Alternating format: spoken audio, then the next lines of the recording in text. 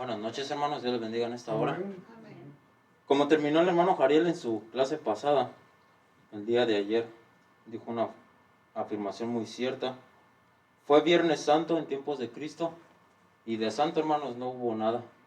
Hoy quiero demostrarte en esta noche algo que es más allá de unos clavos y una cruz y que le tocó enfrentar. Quiero que veamos cómo el Señor Jesucristo va a padecer en un juicio que espero hoy puedas captar junto conmigo todo lo que tiene que llevar a cabo para antes de llegar a la cruz pague por nuestros pecados.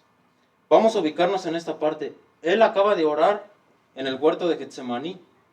Judas le va a dar un beso como señal de arresto. Lo van a ir a arrestar las leyes judías y va a empezar el juicio. Lo van a empezar a juzgar. Déjenme ver si aparece esto aquí.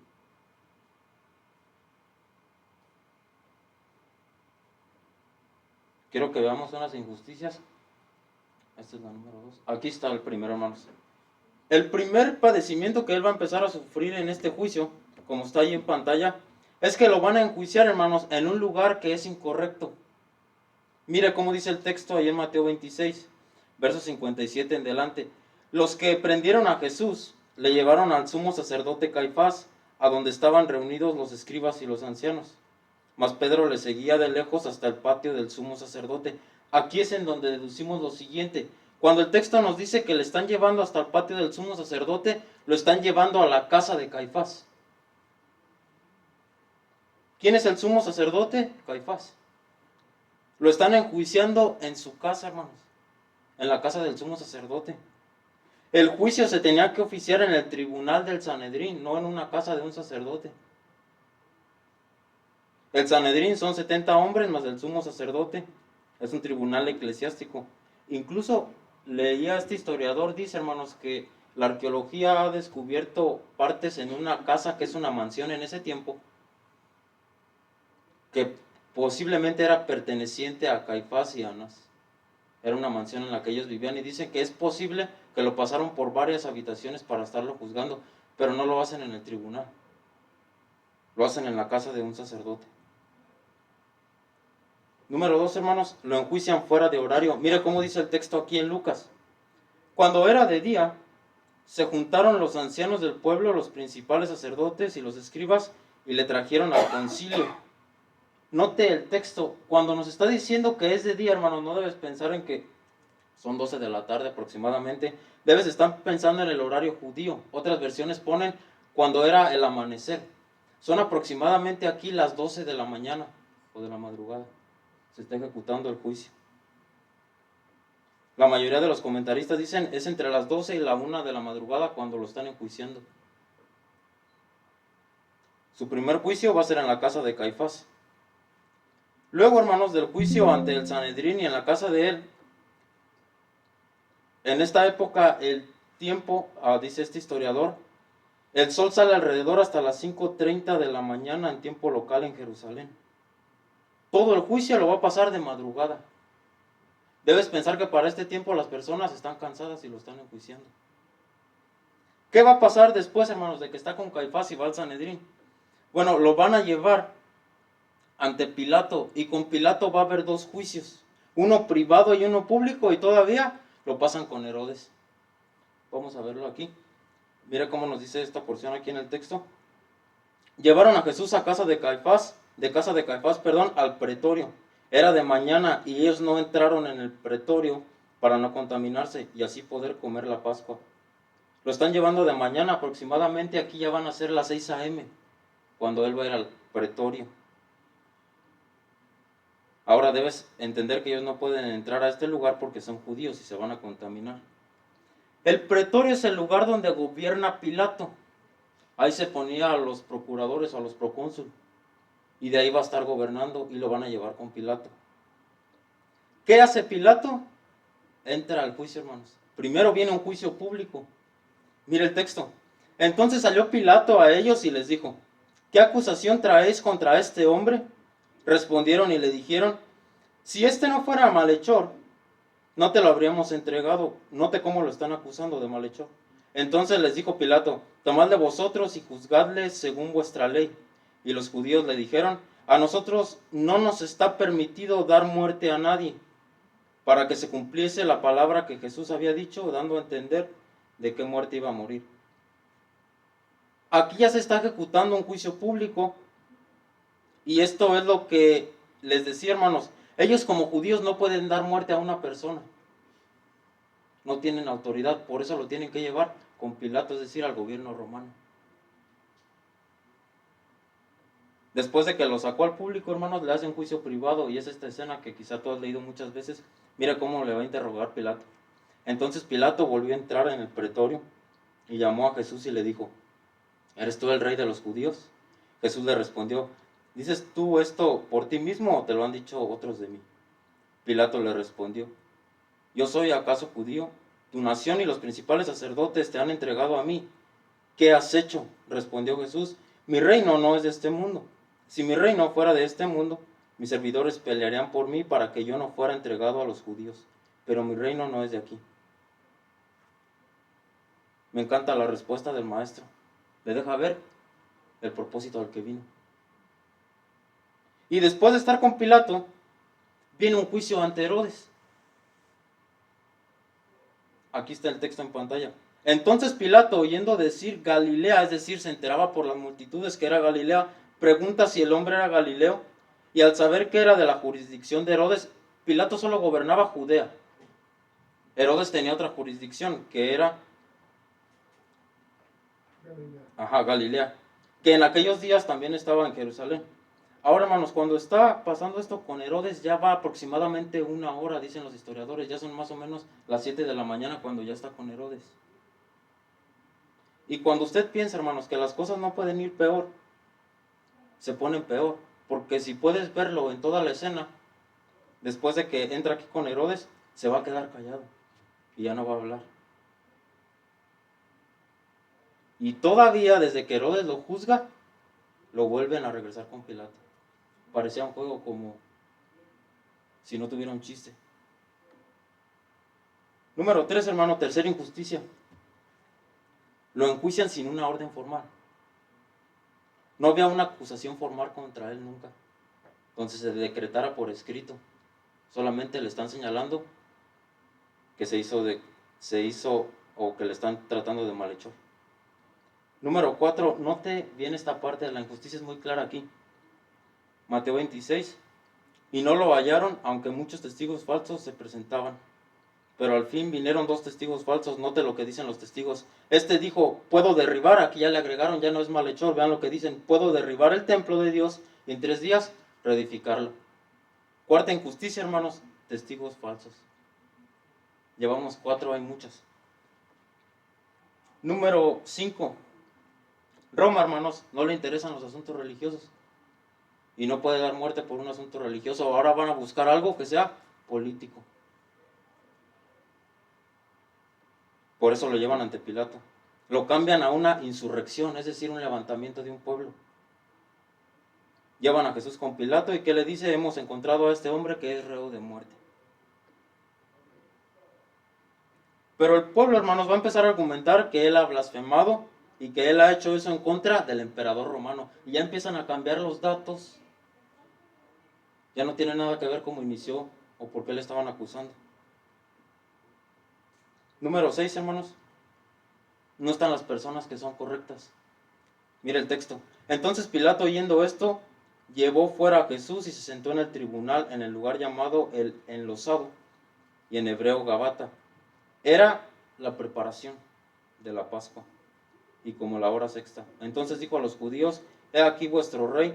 Pero ellos gritaron: fuera, fuera, crucifícalo. Les explico esto. El juicio, hermanos, se está llevando a cabo en una hora en que la gente está haciendo las cenas para la Pascua. La liberación de Jesús, hermanos, en este horario donde toda la gente correcta está ocupada, o los que podían defenderle. Así que, ¿quiénes son los que de acuerdo al texto le van a estar gritando que le crucifiquen? Los que están a favor del concilio o en contra de él. No hay ni uno a su favor. Y dentro de esas injusticias, hermano, la liberación de esclavos debería ser algo que les importara a todos. porque nadie se acordaba hasta este momento que podías liberar un esclavo. Fue hasta que el romano les dijo, cada año estos piden la liberación de un preso y no lo han hecho en Mateo 27:15. Y van a liberar a un asesino que es Barrabás y van a poner a uno que es justo, que es Jesucristo. Luego, número 7, hermanos, se le da el castigo de un criminal a muerte. Y aquí es en donde Isaías dice algo interesante. Vea cómo nos dice Isaías aquí. Herido fue por nuestras transgresiones, molido por nuestros pecados. Así que no solamente debes estar pensando, hermano, en que es condenado a muerte, o que está bajo esta condena. Debes estar pensando en que va a recibir el trato de uno que merece tal muerte. Se le debilitó el cuerpo, hermanos, lo más posible para que muriera lo más temprano que pudiera. La mayoría de las personas van a pensar que cuando lo están flagelando, van a darle estos 40 latigazos menos uno como lo hacía el judío. Yo les he dicho en clase que esto no era así, hermanos. El romano no contaba, el judío no contaba, el romano no contaba los latigazos, solo el judío. Y el romano le pegaba con una mano y si se cansaba, cambiaba el flagelo, ahorita lo vamos a ver, y le pegaba con la otra mano, hasta que se cansara. Y si se lo quería pasar a otro soldado romano que quería flagelarlo, lo podía hacer. No les interesaba contar los latigazos. Así que hasta aquí tienes resumidas las injusticias que padece antes de ser crucificado. Ahí te agregué otras al final. Nunca, hermano, se le permite presentar una defensa. En todas las escenas de los evangelios, nunca tiene el derecho de pedir o presentar una defensa. Y el mismo día, hermanos, que hacen el juicio, se pronuncia el veredicto de que es condenado, ese mismo día. Y la tradición judía tenía escrito que debían pasar al menos 2 días desde que una persona fuera condenada. Tenías que dar 2 días y con Jesucristo no lo cumplen. Así que estas son las injusticias. Y si te das cuenta, no tienen que ver todavía con la crucifixión. Porque la crucifixión va a ser lo que consuma esto. ¿Cómo va a ser la crucifixión entonces? Vamos a verlo aquí, les traje algunas imágenes. Esto es lo más cercano a lo que tenemos en los hallazgos que se han descubierto en la arqueología. Ponían a la persona atada de manos para exhibir la espalda.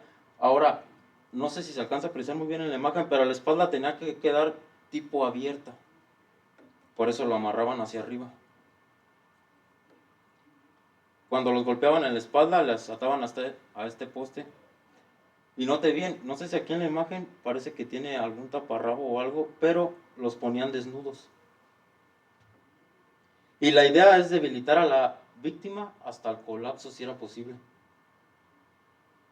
Y debes estar pensando en 2 cosas. Está desnudo, pero también se están burlando, no solamente son golpes. Con los primeros golpes, hermanos, la piel se va a empezar a arrancar. Y a medida que avanza esto, las laceraciones van a comenzar a desgarrar los músculos. Esto va a hacer que empiece a perder bastante sangre. ¿Qué más va a pasar? Por si no fuera suficiente, le van a colgar 3 cosas, o le van a poner 3 cosas. Una corona de espinos, un manto en púrpura y un cetro. Con el fin de burlarse. Esos 3 elementos es el único propósito, burlarse. Siguiente, le pasan a colocar esta pieza que tiene aquí arriba, que está en latín, que es el patíbulo. A veces ves en las películas que lleva toda la cruz cargando, pero esa no era la idea. Había 2 formas de que él la pudiera cargar, que se la ataran con las cuerdas como se ve ahí, o se la clavaran. No se sabe cuál fue el caso con él. Pero debes estar pensando que su espalda ya está lastimada y tiene que cargar ese travesaño. Debes ser consciente que esto va a introducir suciedad en las heridas. Y todavía lo van a empezar a pasear por las calles donde tenían a los otros crucificados, para hacer una tortura que es psicológica, que vea que ahí va a estar en unos momentos él. Después, hermanos, de que va a cargar esta travesaño en su espalda y va a subir a la cruz, se sostuvo por mucho tiempo que los clavos entraban en esta parte de la mano aquí, en el centro de la palma. Pero dicen unos historiadores, o me apego más a su postura, que no era posible porque soportar tu cuerpo o tu peso sobre esta parte se iba a desgarrar la muñeca. Lo tenían que poner más atrás.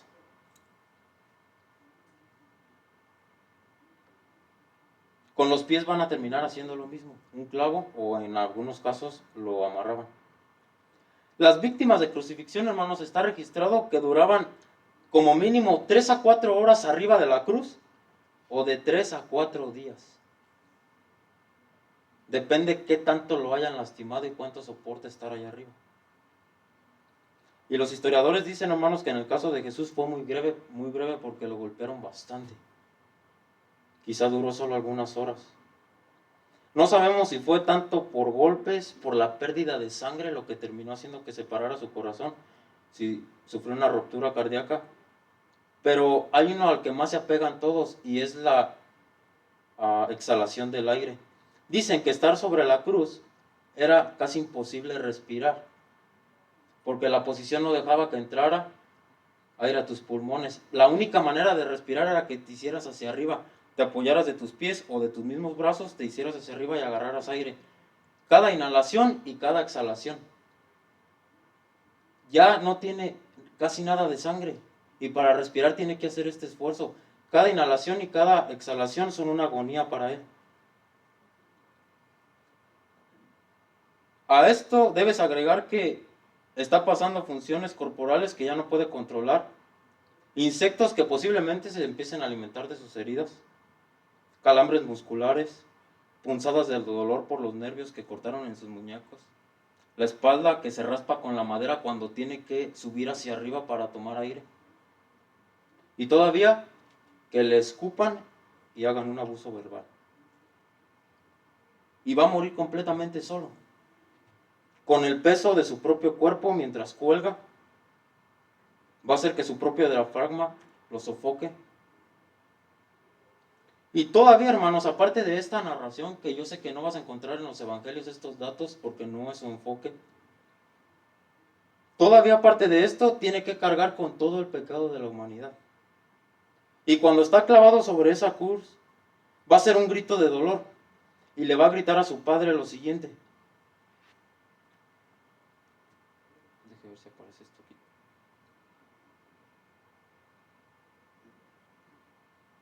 Esto es lo que le va a gritar a su padre. Cerca de la hora novena, Jesús clamó a gran voz diciendo: Elí, Elí, lama sabactaní, esto es, Dios mío, ¿por qué me has desamparado? Carga con el peso del pecado de la humanidad y todavía con que su padre lo deje solo.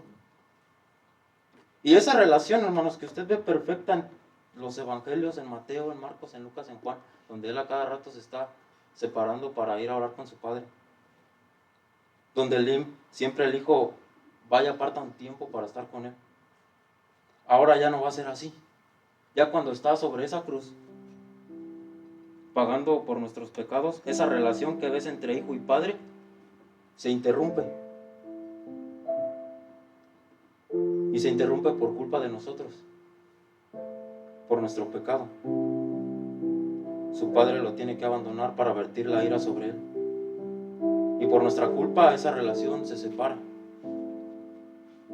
Así que cuando usted dice, hermano, Cristo tomó mi lugar, ¿qué sentido es el que tiene? La única forma en la que él puede agradar a Dios, hermanos, en este momento es quedarse callado. Cuando usted dice, sí, hermano, Jesús tomó mi lugar, ¿realmente estás pensando en todo esto que pasó? ¿O solamente es, ya me equivoqué, perdóname Dios? ¿Lo piensas de una manera tan simple? A veces hacemos, hermanos, que con que Cristo tomó nuestro lugar, se vuelva algo tan cotidiano que se nos olvida todo lo que tuvo que padecer. Esto es un poco de lo que quería compartirte en esta noche. Lo que Él padece como injusticias y lo que padece en esa cruz. No permitas que se vuelva tan sencilla esta frase de Jesús tomó mi lugar. Hay un peso muy serio detrás de eso, hermanos.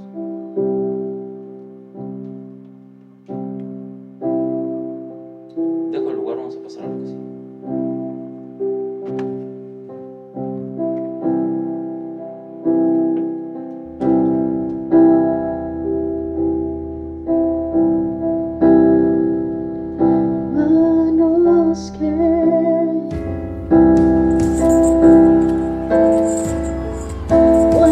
planas por mí. Vidas que hablan de corazón. Por eso me siento listo. Por eso me amo.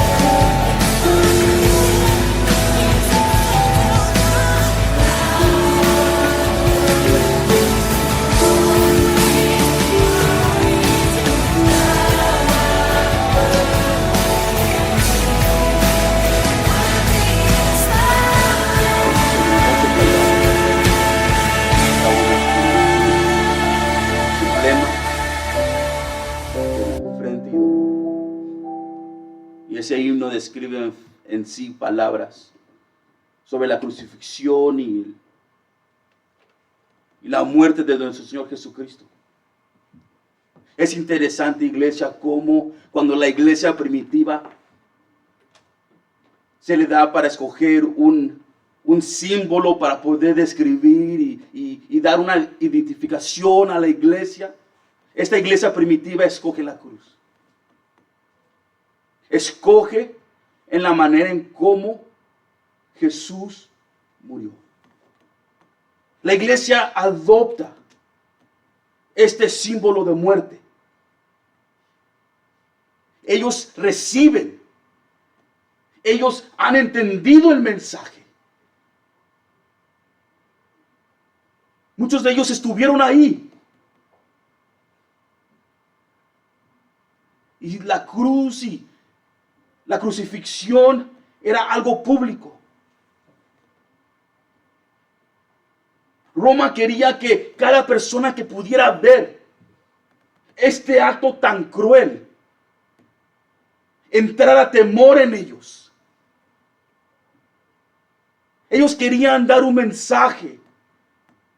Con cada crucifixión querían dar un mensaje. Que si tú crees lo que esta persona cree al estar crucificado, si tú vives, si tú actúas, si tú hablas como esta persona, es lo que te va a pasar a ti.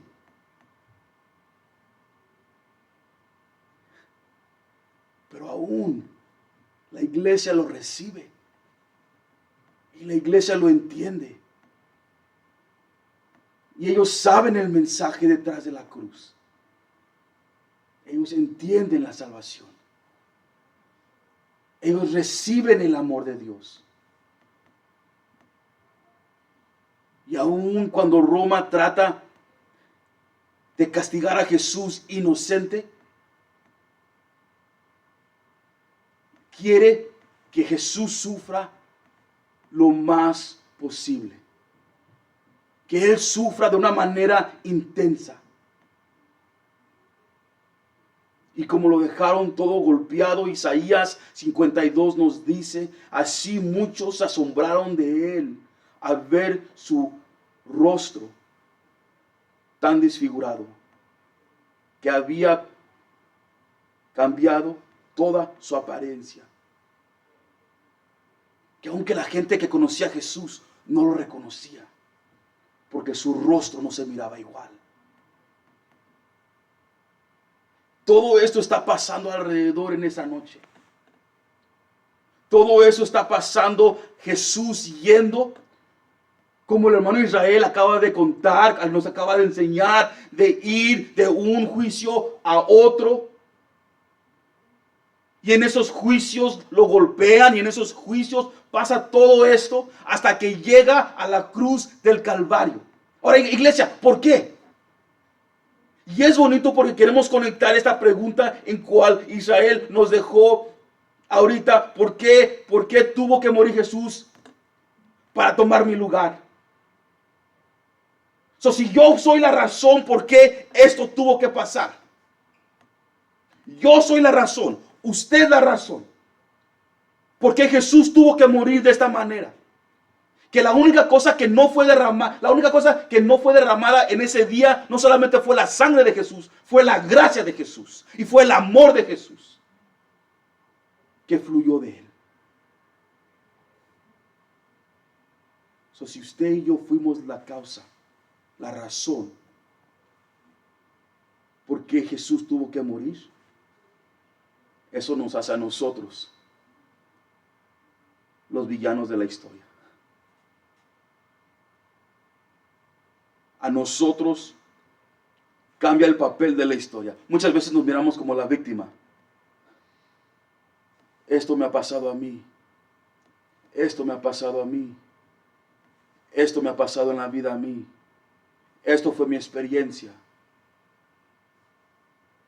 Pero cuando miramos esta noche, que todo lo que Jesús tuvo que pasar fue por mis pecados, fue por sus pecados,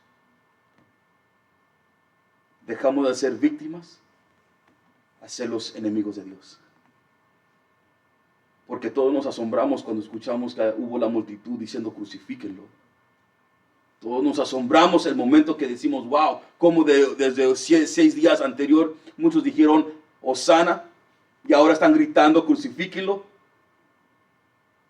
Pero muchos de nosotros estamos en la misma manera, en cómo vivimos nosotros, en cómo actuamos nosotros. Que nuestro pecado que hacemos nosotros, en cómo vivimos, cómo pensamos, en nuestras acciones, todo eso llevó a Jesús a la cruz. Nosotros fuimos la razón por qué Jesús tuvo que morir de esta manera. Es interesante, iglesia, al mirar cómo tenemos 2 opciones en la vida. Tenemos 2 opciones al llegar un día a la presencia de Dios. Usted va a tener que pedirle a Dios y tratar de convencerle que usted fue lo bueno suficiente y que sus pecados, pues todo lo que usted hizo y como usted creyó en Él, pues es suficiente. ¿Quién le va a decir, nunca te conocí? Alejados de mí. O su segunda opción es aceptar el regalo que Dios nos da por medio de la cruz.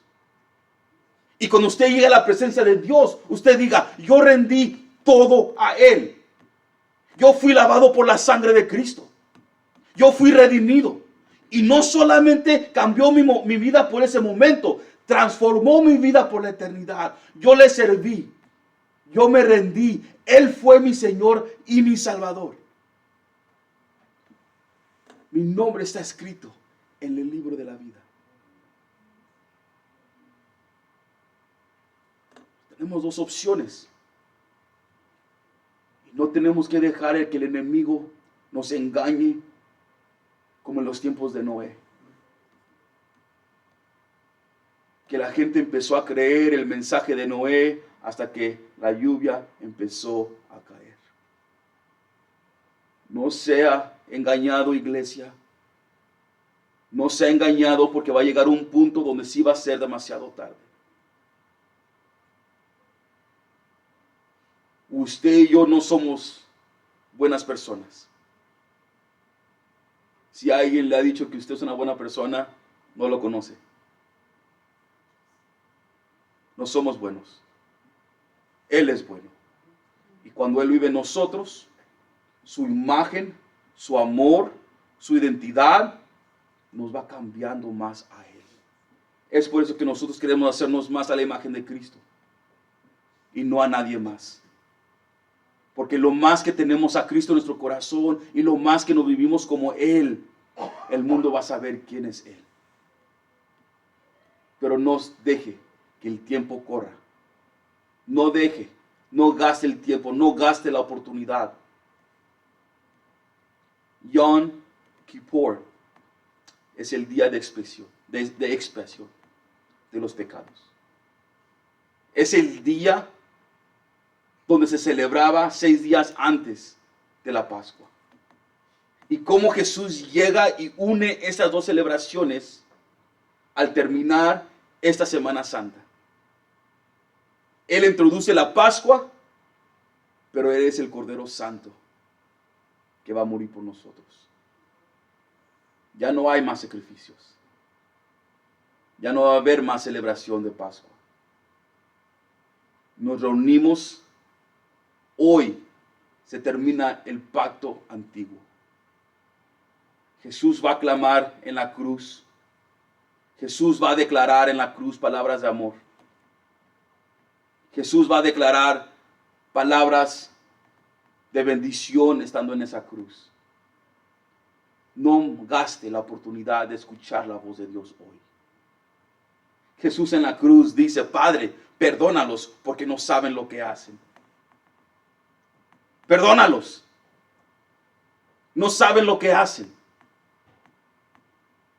Jesús está dando una declaración de bendición. No tomes en cuenta sus actos. Lo hacen porque son ignorantes. Dios, perdónalos. No olvide No ignore lo que Dios está dando hoy. La oportunidad de tener una relación íntima con usted. Que todos sus pecados sean perdonados. Si usted es una persona que no cree o no piensa o usted duda de su salvación, que esto le recuerde que nada puede sustituir el sacrificio de Cristo. Porque en la cruz Él dice, se cumplió. Yo he cumplido todo. Ya no se necesita más. Ya no hay nada más que agregar a esto. Mi vida fue suficiente. Yo soy suficiente. Jesús es todo lo que necesitamos hoy en día. Jesús nada más. Solamente Jesús. Solamente Cristo. Solamente su vida. Solamente en la vida de nosotros. Iglesia, no deje que esta oportunidad pase. Porque va a llegar un momento donde va a ser demasiado tarde. 450 veces se menciona en la Biblia la palabra sangre. Y en ese altar ponían el cordero. Y en ese altar ponían lo que iba a sustituir o lo que iba a usar Dios para perdonar los pecados del pueblo. Cuando Jesús muere en esa cruz, el velo es roto en dos. Usted tiene acceso a entrar a la presencia de Dios hoy. Y Jesús da su último suspiro y muere. Consumado es. Iglesia, al terminar esta noche, note que lo hizo por amor. No ignore su pecado. No diga que es un error. No lo haga a un lado. O después. No deje, iglesia, que ese pecado siga en su vida. Hay victoria en la cruz. Ríndaselo a Dios. Reciba su perdón y camine en victoria. Vamos a orar. Padre que estás en los cielos, gracias. Gracias por esa Semana Santa. Gracias porque hoy miramos el sacrificio. Hoy miramos y entendemos, Dios, que costó todo de ti. Es difícil cuando gente nos insulta. Es difícil cuando la gente nos menosprecia. Es difícil para nosotros que nos pisoteen.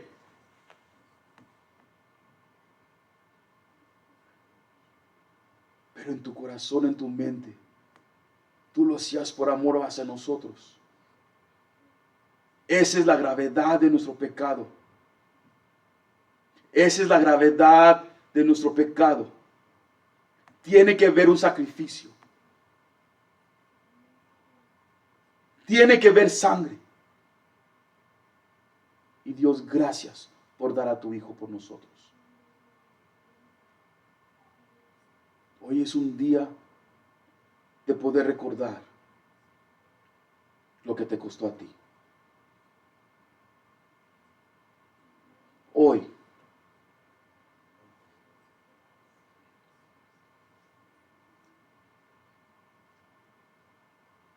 es una noche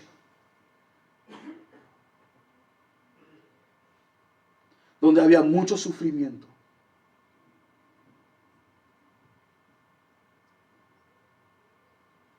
Mucha traición. Y el enemigo pensó que había ganado. Y el enemigo pensó que había derrotado tu plan.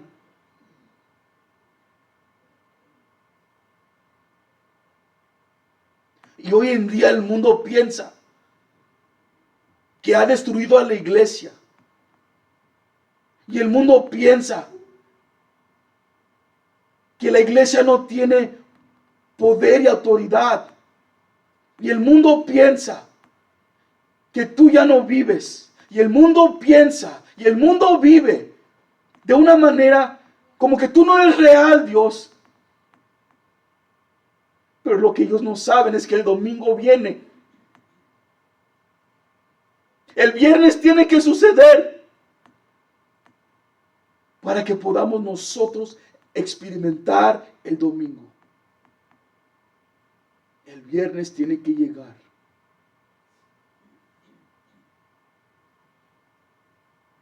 Para que podamos nosotros gozar el domingo. Ahorita el mundo piensa que puede vivir como quiere. Pero va a llegar un día donde tú vas a venir otra vez en un caballo blanco y todos se van a postrar delante de ti. En esta noche, Dios, ayúdanos a entregar nuestros pecados delante de ti, confesar nuestros pecados delante de ti. No estamos pidiendo que alguien haga una oración. Estamos pidiendo que alguien se confiese delante de ti, se rinda delante de ti y viva por ti. Que no hagan un compromiso con la iglesia, que hagan un compromiso contigo. Que no prometan nada a la iglesia, se rindan sus vidas a ti.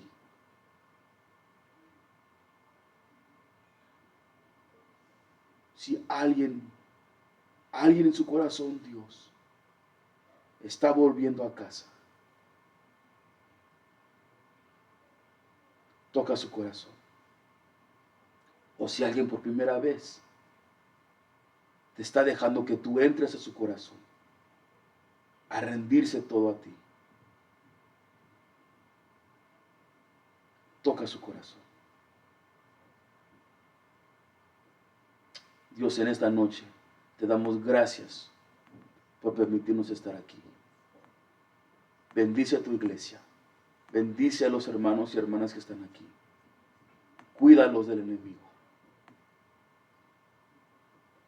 Ayúdanos a ver nuestro pecado y confesarlo.